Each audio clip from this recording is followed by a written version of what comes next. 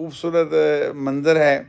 آپ صلی اللہ علیہ وآلہ وسلم کا روضہ مبارک۔ اور آپ سوچیں ذرا کہ آپ صلی اللہ علیہ وسلم کا جب دنیا سے جا رہے تھے، یعنی دنیا سے پردہ فرما رہے تھے، تو اس وقت آپ صلی اللہ علیہ وسلم کی زرہ جو ہے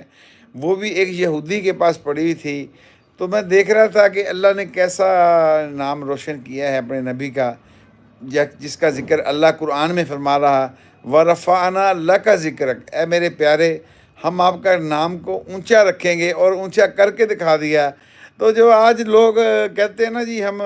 کبھی کوئی آ کے بیچ میں شروع ہو جاتا ہے جی، اور اپنے پیروں کا پتہ نہیں کس کس کا نام لینا شروع ہو جاتا ہے، اپنے جھوٹے یعنی